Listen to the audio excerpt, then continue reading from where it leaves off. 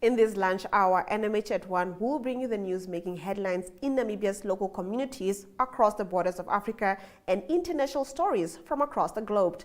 Line up in this hour. Namibian Police sells overcrowded. New Swakopmund Junior Town Council inaugurated. Youth Entrepreneurial Mentorship Conference currently underway. A person died of AIDS-related illnesses every minute in 2021. Stick with us for these stories read to you by me, Glenora Shipura, right here on NMH at 1.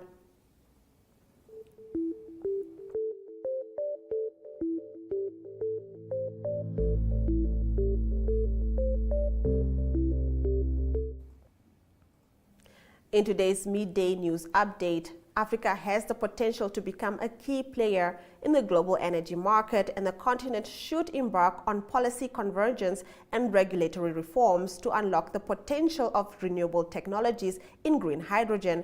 President Hage Geingob made the remarks on Wednesday while delivering a virtual speech at the opening of the second renewable energy reform of the African Renewable Energy Initiative held in Cairo, Egypt. The president added that policy convergence and regulatory reforms in the African energy governance architecture are crucial to unlock the potential of renewable technologies in green hydrogen, wind projects, solar power, and other low-carbon generation capacities. Do remember to engage us on social media and leave your thoughts in the comments as we share stories from local communities on the other side of this short break in our visual news segment.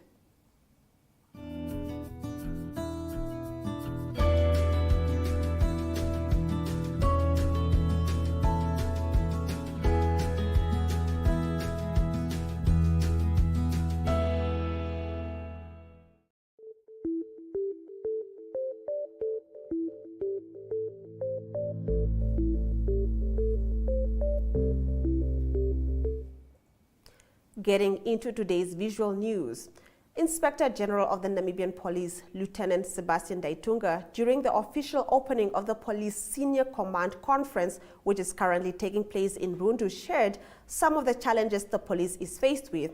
He mentioned the issue of overcrowded police holding cells and the issue of amnesty, where the police are calling upon those with illegal firearms to surrender them to the state. Kenya Kambowe was there.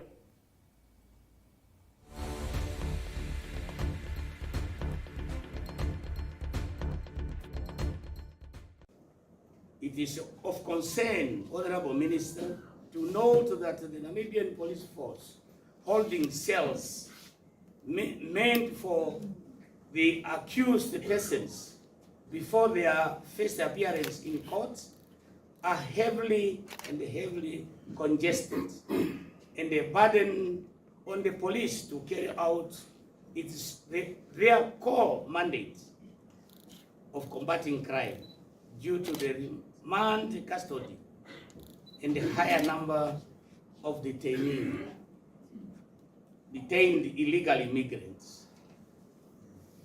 And therefore, this occasion, we decided that after this conference or during the conference, we will get in touch and coordinate with the stakeholders.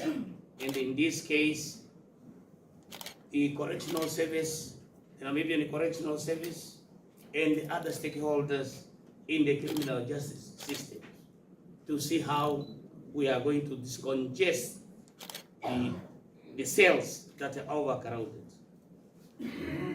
Another important concern to bring to the attention of the Honorable Minister is the issue of amnesty for the public to surrender illegal firearms in their hands, ammunition, and the related materials.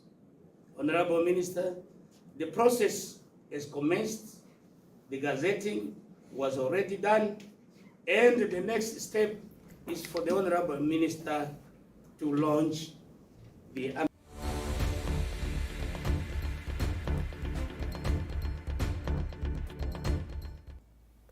The Erongo office shares some of the highlights of the recent inauguration of Swakopmund's Junior Town Council, and outgoing Junior Mayor Liam Labushkane tells us more about his journey there. Adam Hartman was there.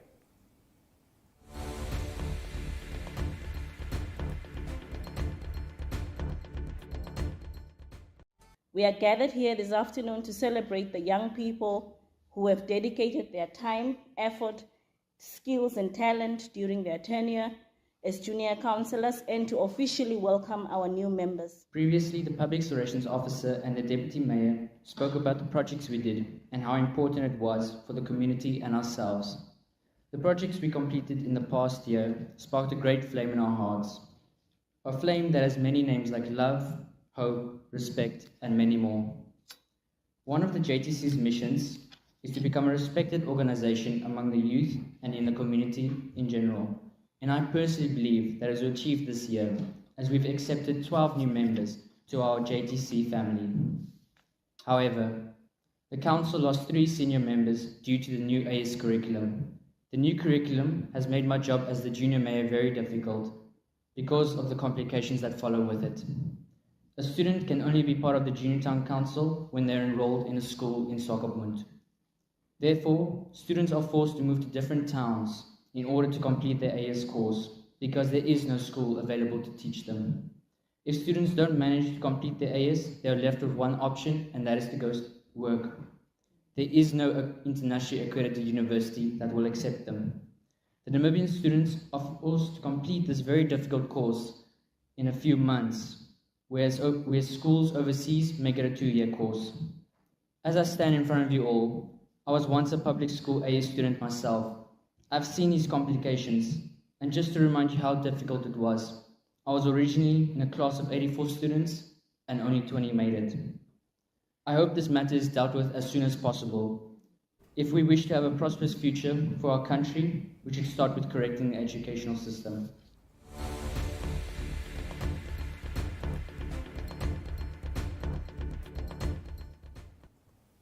We now head over to the Youth Entrepreneurial Mentorship Conference currently underway. The sessions focus on the untapped tourism industry and ICT and innovation. Monique Adams was there.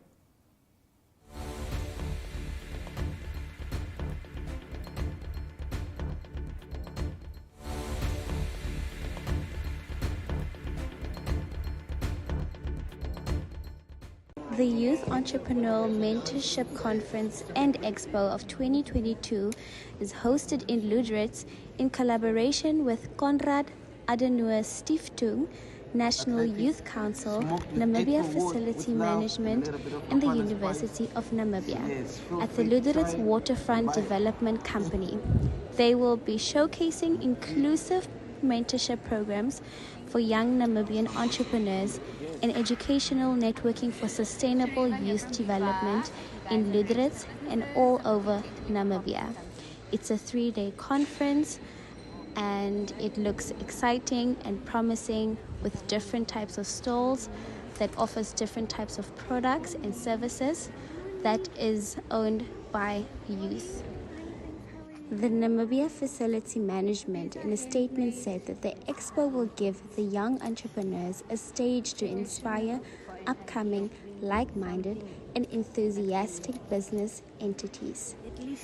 We endeavor to bring together local and national entrepreneurs by inspiring and enlightening them with crucial career advice, adding values and skills, as well as supplying them to develop a ground future perspective.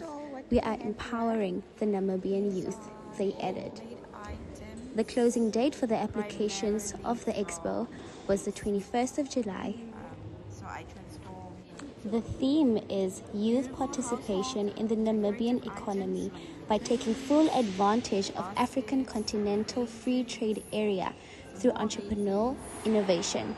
The expo aims to showcase career opportunities and career guidance to tips and to inspire young Namibian people to become entrepreneurs.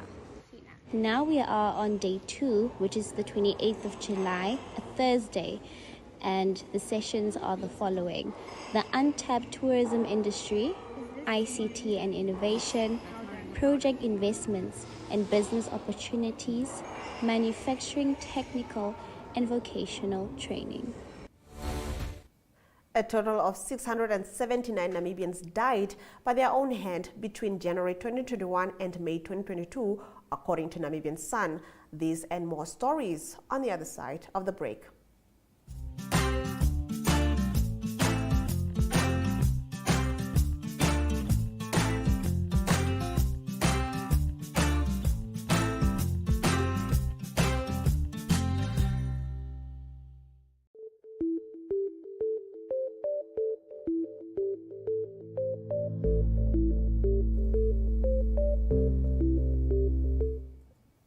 Thank you for staying with NMH at 1. We now look at what the lead stories are in Namibia's daily newspapers.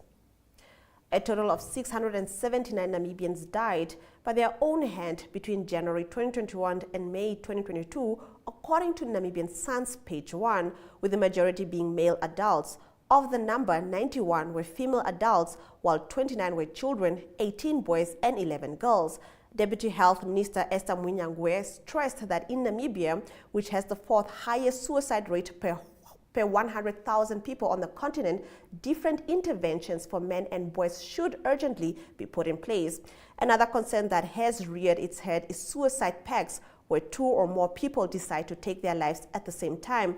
Regarding this, the Health Ministry said there is an urgent need for intervention and awareness. Speaking at the launch of the Commerce Suicide Prevention Task Force yesterday, the Deputy Minister said the main reasons for suicide have been recorded as depression, rejection, hopelessness, family problems, and poor self-worth. In another story, the roads contractor company must stop its plan to terminate employee contracts and continue paying them as per a cabinet decision, Acting Minister of Public Enterprises Ipumbu Shimbi ordered. On page 3, the paper reports the City of Windhoek accountant Samuel Mutonga says the municipality's loss-making bus services division and city police should not be seen in isolation, but are rather part of its overall service delivery functions. He made the comments in response to the state of the city's finances, which Independent Patriots for Change Councillor Jurgen Hecht described as worrying. Now, according to Mutonga, a strategy to resolve the city's financial problems will be shared with residents in due course. In another story, Agribank says a special arrangement for the restructuring of a loan for one of its clients, Arnold Shingayete, has been revoked but is being reconsidered. This follows reports that Agribank's decision to grant a special concession to Shingayete may cause the parastatal to lose as much as $80 million if it responds favorably to a request from the farmer to restructure his commercial loan for farm Platnius 375 in the Maheke region.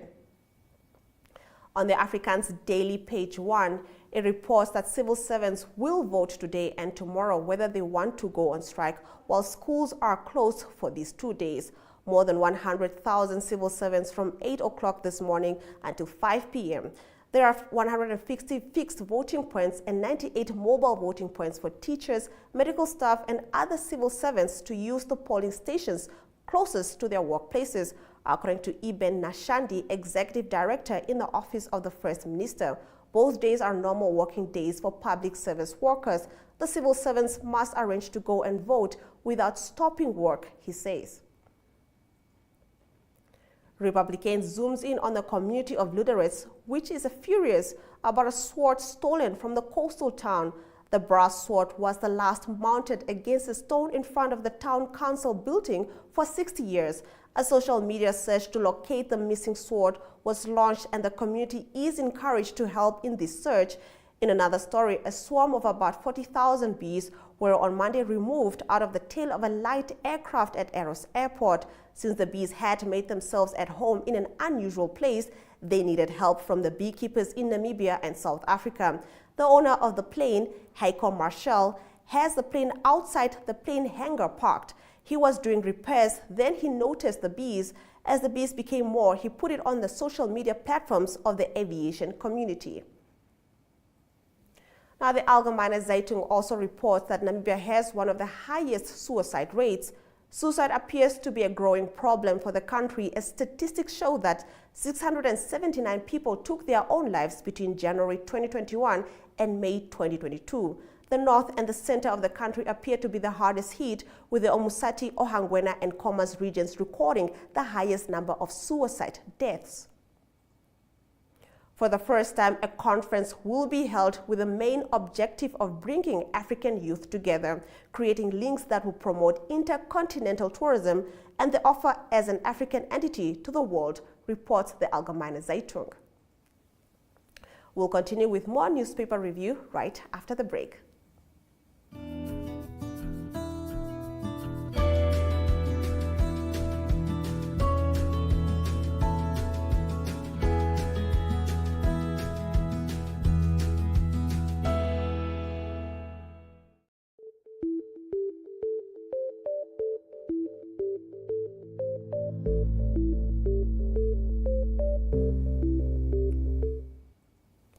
We continue reviewing our local newspapers. The Namibian on its page 1 reports that the city of Windhoek is considering a proposal to prohibit home shops from operating in residential areas, a decision that could affect more than 820 registered small-scale shops across the city. Council spokesperson Harold Akwanye said a new municipal policy has been proposed to phase out commercial activities at residential properties, especially involving home shops. Now, the paper on its page 3 reports that 51.3% of children in Namibia are poor. At least 45,000 children were pushed into poverty during the COVID-19 pandemic, making children in Namibia the poorest demographic group in the country. Now, the World Bank reckons more Namibians were pushed into poverty. These while 43.3% of Namibia's total population live in poverty. The New Era reports that the Namibian Police holding cells meant for the accused persons before the first appearance in courts are heavily congested. Outgoing Namibian Police Chief Sebastian Deitunga says this has become a burden to the police to carry out its core mandate of combating crime due to remand custody. Deitunga also said there is a high number of detained illegal immigrants countrywide. The paper also reports that schoolgoers have scored an unexpected long weekend, as 100,000 civil servants, including teachers, will cast their votes to determine whether or not the looming national strike will indeed take place. On its inside pages, the New Era reports that the Namibia Airports Company is fighting to have the High Court compel Alliance Media Namibia to pay more than 20 million Namibian dollars for making use of its advertising space at the Hosea Kutako International Airport. NSA claims that the media company failed to honor the 2016 court order, which was the result of its failure to honor the payments due to the company as per a 2008 agreement. Alliance Media Namibia has not made any payment since June 2016. In today's Market Watch, Zimbabwe has launched a gold coin to be sold to the public in a bid to curb an inflation spike that has eroded the country's unstable currency. The move was announced by the country's central bank, the Reserve Bank of Zimbabwe, which disbursed 2,000 coins to commercial banks called Mosa Au Tonya, which in the local Tonga language refers to Victoria Falls. The coins will have liquid asset status, meaning they will be capable of being easily converted to cash and will be tradable locally and internationally. The central bank said in its announcement, adding the coins may also be used for transactional purposes. Beef imports as a percentage of beef export dropped from a ratio of 38.57% in the first half of 2021 to 21.46% in 2022. These and more news from the economic space right after this.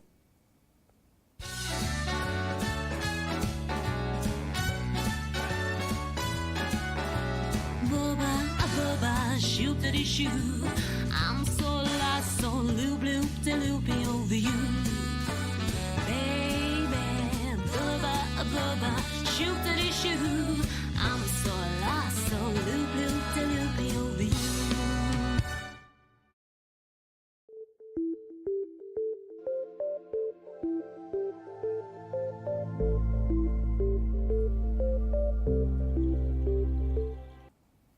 Let's take a look at the world of economics. Beef imports as a percentage of beef exports dropped from a ratio of 38.57% in the first half of 2021 to 21.46% in 2022, showing a better balance of trade position due to increased beef production and exports. The livestock and meat industries registered an overall positive performance during the first half of 2022, according to the latest statistics from the Meat Board. Now, beef exports for the first half of this year totaled 5,063 tons, up by 97.54% from the 2,563 tons recorded in the corresponding period of 2021. On the other hand, beef imports also increased by 9.91%, amounting to 1,086 tons. These comprise beef price and canned beef, which accounted for 71.12% of all beef imports, as well as beef livers and other beef offal, which made up a combined 28.8% share of beef imports. The board said that strong live exports in the cattle and sheep sectors drove improvements in total marketing. However, sheep slaughtering is still below economically viable levels.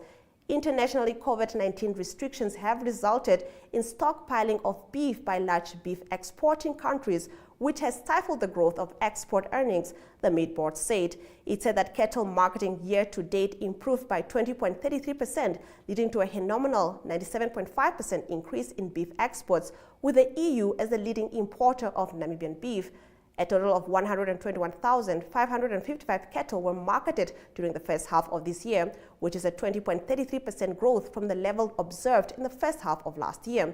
Now, the Meat Board said the ratio between live exports and slaughtering in the country improved, with 45% of cattle slaughtered marketed being at export-approved abattoirs as well as butchers, while live export market share reduced by 2% to end 55% of total marketing.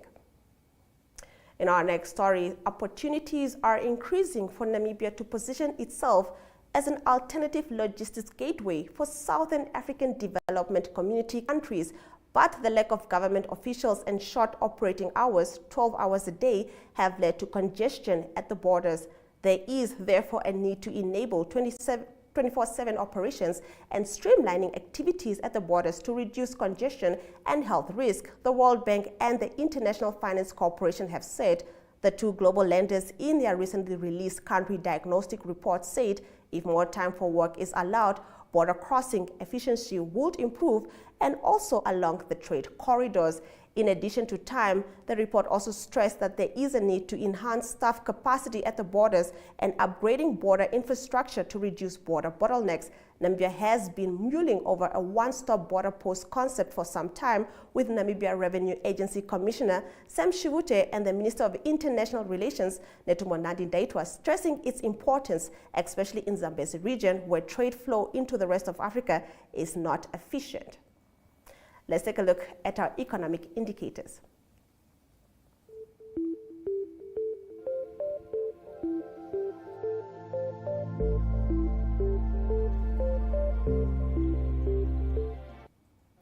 The Namibian dollar saw a drop in currency against most of these major commodities, while increasing in value against the Chinese yuan. MTC stock are now trading for 7 Namibian dollars and 53 cents on the NSX, an increase of 0.1%, while other prices remain constant. SBN holding stock prices are down by 0.5% on the NSX, while local and overall index have both gone up. Brent crude oil per barrel will now cost more, while these other commodities have dropped in price. Suicide bombing in Somalia kills at least 11, while in Nigeria, university lecturers continue to strike. After the break, these stories and more coming up on NMH at 1.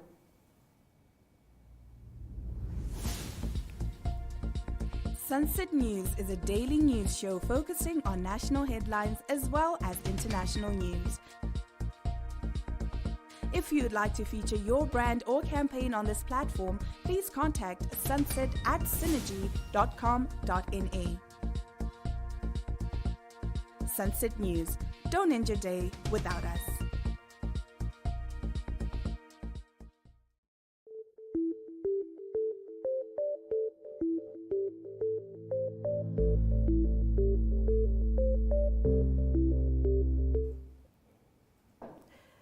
In our news from across the continent, Witnesses say at least 11 people have died after a suicide bomber blew himself up at the entrance to a government building in southern Somalia.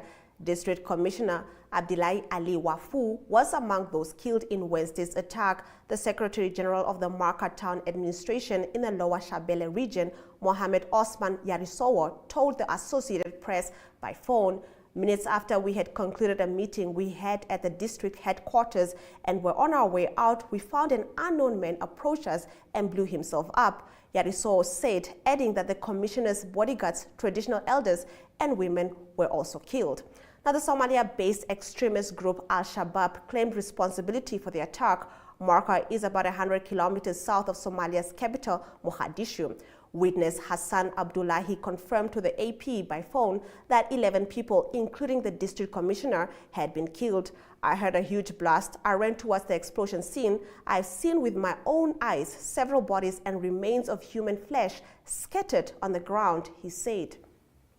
The UN says it has no evidence so far that its peacekeepers fired at civilians during 3 days of protests against its forces in the Democratic Republic of Congo. 19 people have now been confirmed to have died in the violent clashes in multiple towns that targeted UN camps. 3 UN personnel were among the dead. Demonstrations erupted in eastern DR Congo on Monday, with people accusing the UN of failing to contain violence by armed groups. The UN Deputy Special Representative in the country, Kazime Daigane, said investigators have already been sent to help the authorities analyze the bullets that killed the civilians in the towns of Goma and Butembo.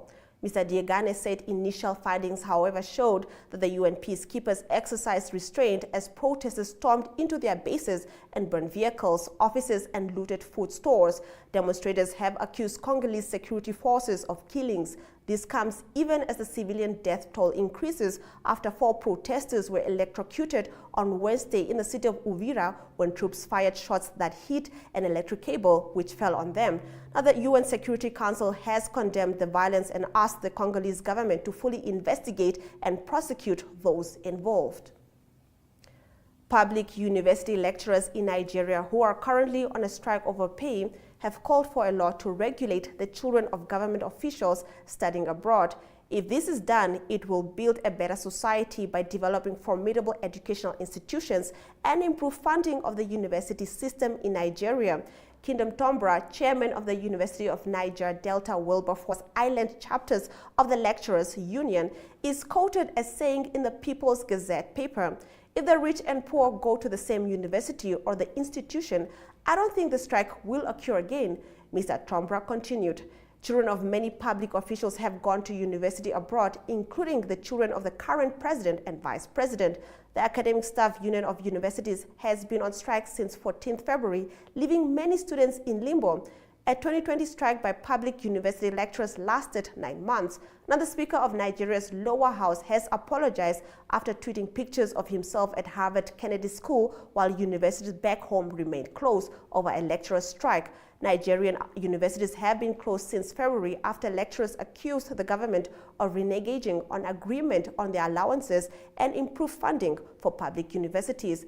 On Tuesday, Femi Gajabilo, the Speaker of the House of Representatives, tweeted pictures of himself while at Harvard on a leadership course. The photos drew angry reactions from university students who were unable to attend lectures due to the ongoing strike. Now, the Speaker apologized on Wednesday, although the photos remain on his Twitter account.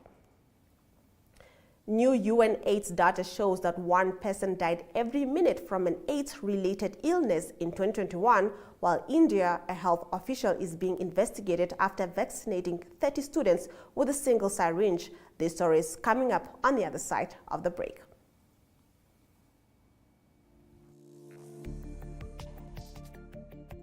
In Business 7, you get news on current economic, financial, and business matters in Namibia. The weekly show features interviews with experts and in-depth analysis of burning issues in a way that caters for ordinary Namibians and business connoisseurs alike. We crunch the numbers that matter, decipher statistics that shape Namibian lives, discuss smart money, and explore the impact of global development locally. Money makes the world go round, so catch us on NTV, 1up2.com, and the Facebook platforms of the Namibian Sun, Republikane, Algemeine Zeitung, and Namibia Media Holdings. For news-related or advertising queries, please contact b7@synergy.com.na.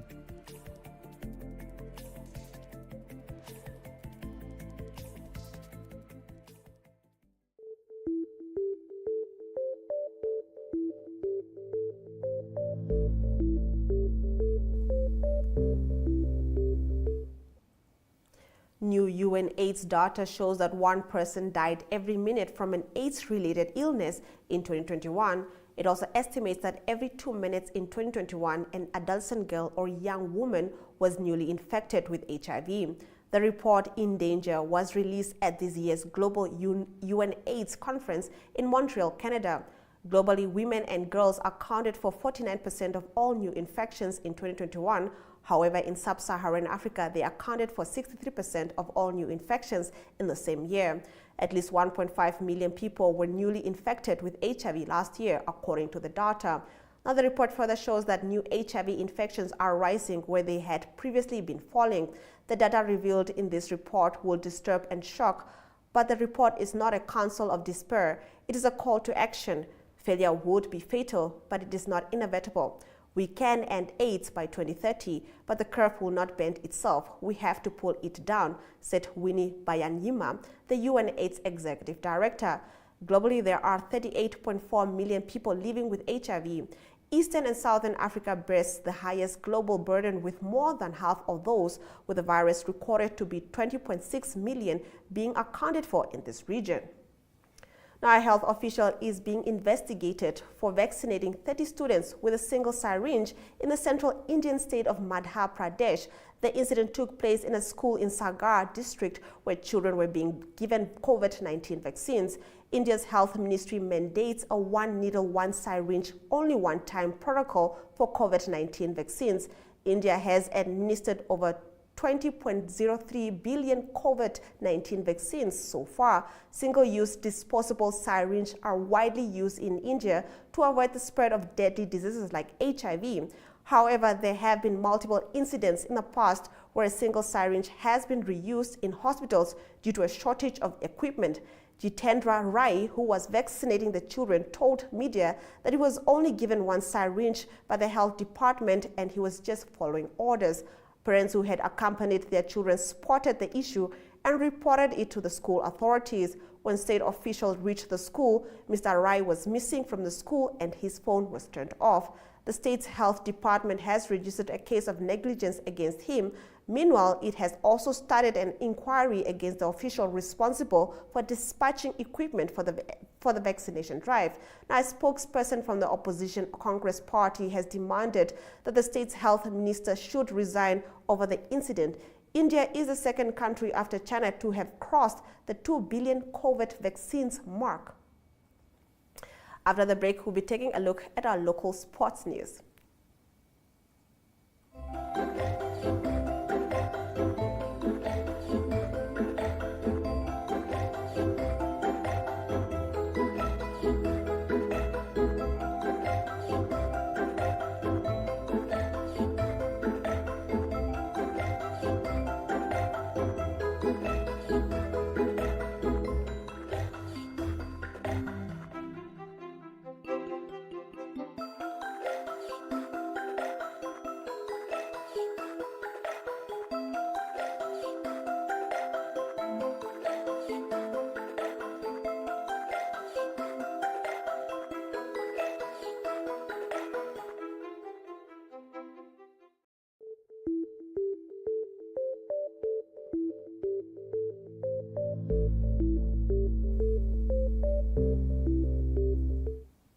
Let's take a look at our sports news.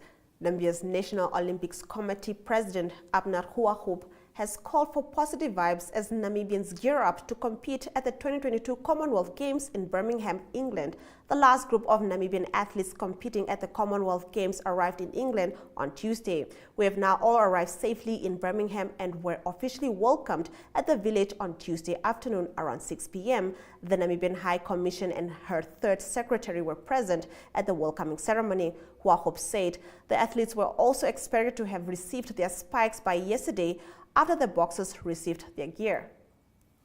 It's not just food and festivities at this year's Henties Bay Fish Festival.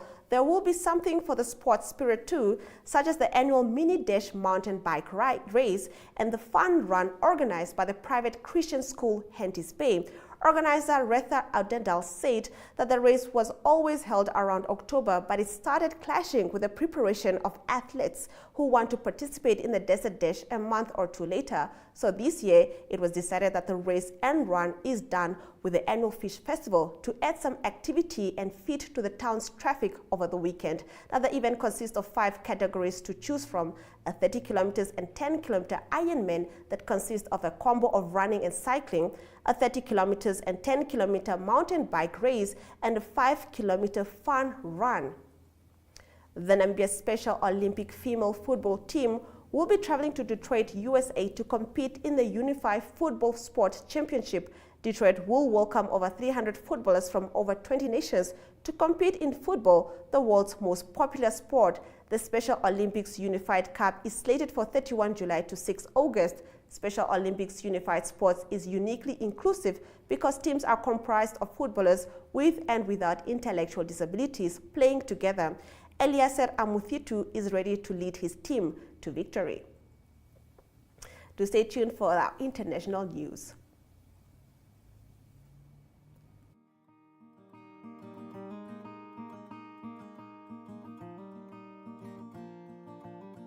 AgriMonitor is jou weeklikse landboukundige program wat jou die jongste nuus in die landbouverwante bedryf en onderwerpe wat daaraan gekoppel is, bring. Vir enige advertensie of nuusverwante navraag, kontak agrimonitor@synergy.com.na.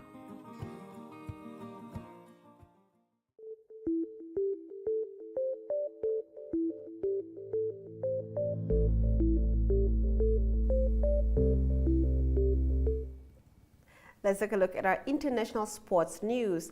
Manchester United on Wednesday completed the signing of Argentina defender Lisandro Martinez from Ajax for a fee that could reach nearly 57 million euros.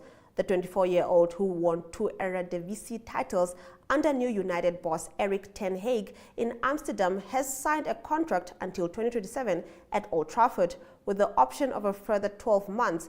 Ajax said they had agreed a transfer fee of 57.37 million euros with United, including variables. That amount could increase to 67.37 million euros. Former Liverpool and Barcelona forward Luis Suarez has rejoined Uruguayan team Nacional on a free transfer, returning to the Montevideo-based club after 16 years in Europe. The 35-year-old, who left La Liga side Atletico Madrid at the end of last season, said on social media on Tuesday he had reached a pre-contract agreement with Nacional, where he started his professional career in 2005. Proud to wear my shirt again at Nacional, Suarez wrote on Twitter on Wednesday. Banyana are perched at the summit of continental women's football, and they were accordingly given a heroine's welcome at OR Tambo International Airport when they arrived back on the country on Tuesday. As tactic soccer lovers, clad in a kaleidoscope of colors, provided a festive atmosphere as they welcomed the newly crowned Women's Africa Cup of Nations champions with music, dance, and celebrations just days after the Sasol sponsors side beats host Morocco 2-1 to win the title. The whirlwind celebrations continued for coach Desiree Elise, his support staff, and players, as on Wednesday they were hosted by President Cyril Ramaphosa at the Union Buildings. After the break, we'll be taking a look at our highlights.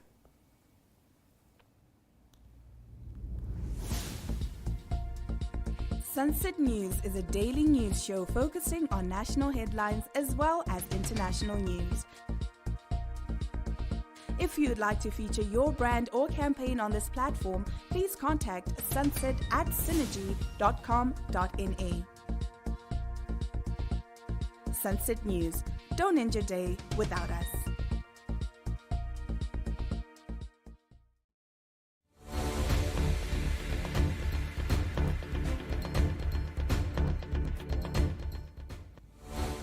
You're watching NMH at 1, and if you've just joined us, here are your news highlights. New UN AIDS data shows that one person died every minute from an AIDS-related illness in 2021. It also estimates that every 2 minutes in 2021, an adolescent girl or young woman was nearly infected with HIV. Witnesses say at least 11 people have died after a suicide bomber blew himself up at the entrance to a government building in southern Somalia. Namibia's National Olympics Committee President Abna Huahab has called for positive vibes as Namibians gear up to compete at the 2022 Commonwealth Games in Birmingham, England. Those have been your highlights. Thank you for staying with NMH at 1 and spending your lunch hour with me, Glenora Shipura. Remember to tune in every weekday at 1 p.m. as we take you through the latest happenings in Namibia and beyond. And that's it from us in studio. Do stick around for the regional review.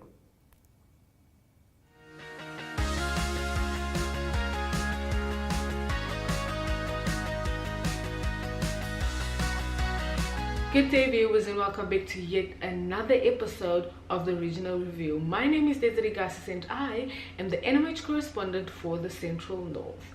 Well, today is Hepatitis Day, so stay tuned for the following video.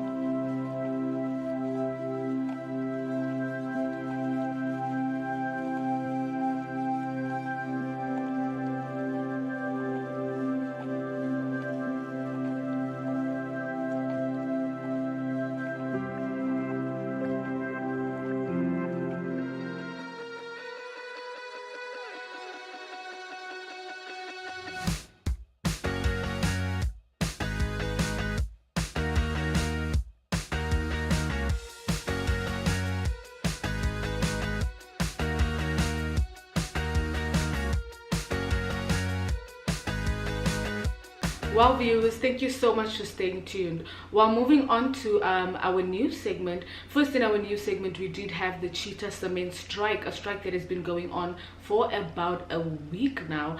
These are employees of the Cheetah Cement factory who have decided to go on strike due to the inequality in labor as well as the demand of an increase in salary. So here are a few snippets.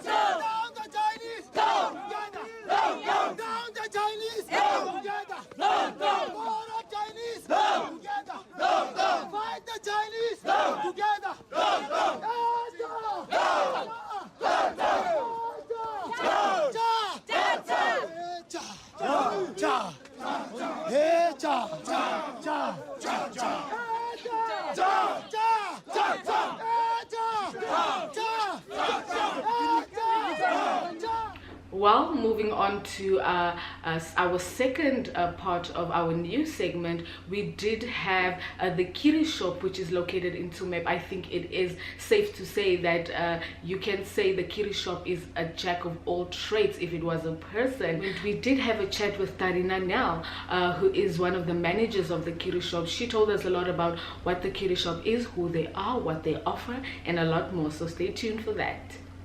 Hi, my naam is Tarina. Ek werk by Kiri Shop in Tsumeb. Die besigheid is in 2009 begin deur oom Kiri Broerberg, wat die besigheid is na hom genoem, Kiri Shop. Ons verskaf baie goeder, ons het 'n bakkery, 'n butchery, 'n deli en ons het 'n drankafdeling. Ons is net langs Koepvergrill. As jy ons soek, as jy van Grootfontein se kant af kom of Otawie se kant af, op jou regterkant sal jy ons vind. En dan is dit ons is 30 mense wat hier werk. Dit is nou die 2 basse en dan nou 2 supervisors, managers. En dan elke Vrydag kan jy hier na toe kom. Ons het 'n lekker braai aan die gang en enigiets wat jy soek, gaan jy hier kry. What makes you guys special and what makes you guys stand out from all the other quick shops? Jy kan hier inkom en ek beloof jy sal alles kry wat jy wil hê. Van A tot Z, vars gebakte brood, vars gesnyde vleis, vars gekookte kos of jy kan vars groente ook kry elke Vrydag.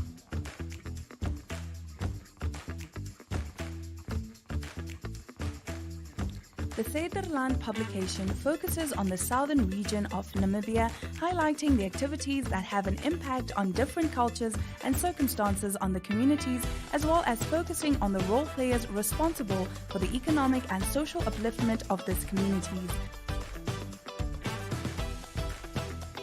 The Sederland provides opportunities to share your accommodation specials, retail specials, news content for brand awareness, motoring specials. The Sederland is inserted in the Republican and distributed countrywide.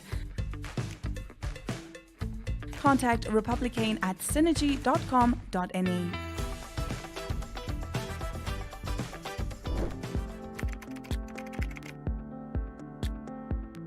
We know that violence against women and girls is pervasive everywhere in the world. So now imagine a conflict breaks out, or a natural disaster happens, or a global pandemic like the one we have seen since 2020 breaks out. Institutions are often focused on addressing this crisis. And in conflict settings, some of the institutions that are responsible for protecting women's rights collapse. The United Nations and UN Women work around the world to address some of these challenges. We make sure that women and girls who are victims of violence access services, including justice, health, psychosocial support, and reintegration. We also work to address the root causes that generate violence, for example, addressing harmful social norms and masculinities.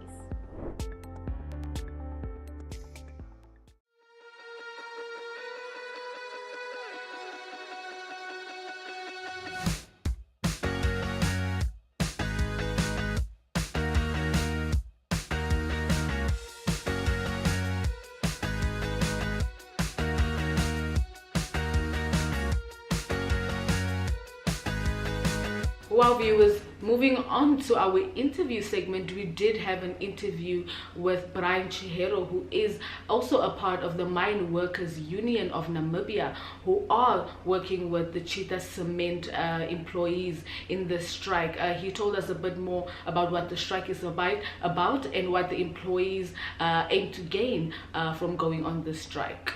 I'm Brian Chihero, the regional organizer for Mine Workers Union within the region. We are here gathering at the Cheetah Cement strike. Currently, the strike is about salary increases. We've been negotiating for almost 2 years now. And the company have never given a structural salary increasement to the employees. That's why we are here, intending to raise our unhappiness.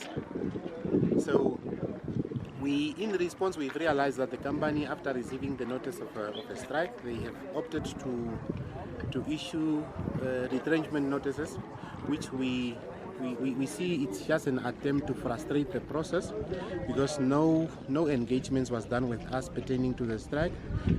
Although they have indicated that they have served the Ministry of Labour with the notices as well, and in the notice it's so contradicting that they have indicated that they want to endeavor in a selection criteria and so on, but then they have already put up the names of the affected employees or the ones that they intend to retrench. And also we know that the company is foreign based. There's a lot of foreigners here inside, but none of the foreigners names is on the list, which is a clear indication of intimidation of the striking process as well. So for now we are here, but we in due course is also going to approach the relevant ministries to once again raise the issues, even though most of the issues that we are having here was already raised with the different line ministries in terms of government solidarity. Is production still in process? As we are outside, we are not sure currently whether production is in process, but our guys will go inside now to see what is happening there. Okay, how long do you intend on continuing the strike? The strike will continue as long as the employees is still unhappy. Thank you. Thank you very much.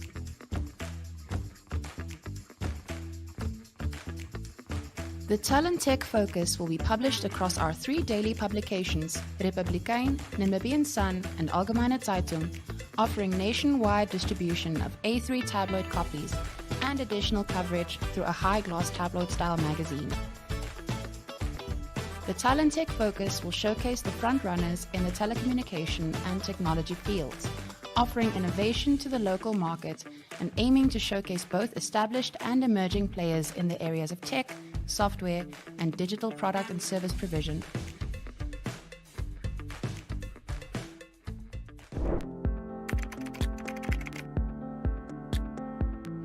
We can prevent violence against women before it happens. It means tackling the root causes of violence, working with men and boys to end power over women, which is often normalized and justified.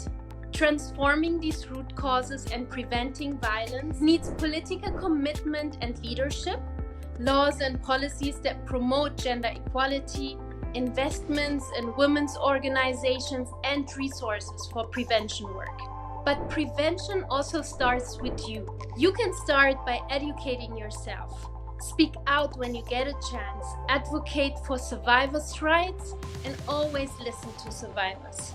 Preventing violence against women and girls before it actually happens is the most effective way of ending it. So let's start now.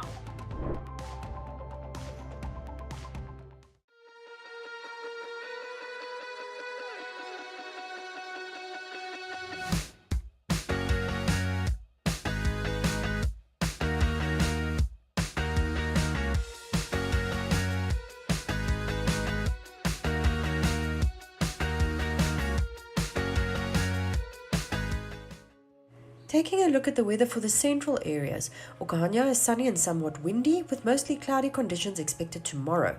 Otjiwarongo is mostly sunny and pleasant, with cooler conditions expected over the weekend. Sunny and mild temperatures are forecast for Tsumeb and Grootfontein, along with patchy clouds over the weekend. Okakarara is partly sunny during the day, but below freezing temperatures are forecast for Sunday and early next week. Well, viewers, it saddens me to say that we have reached the end of our regional review for today. I will see you guys again next week, same time, same place. Bye.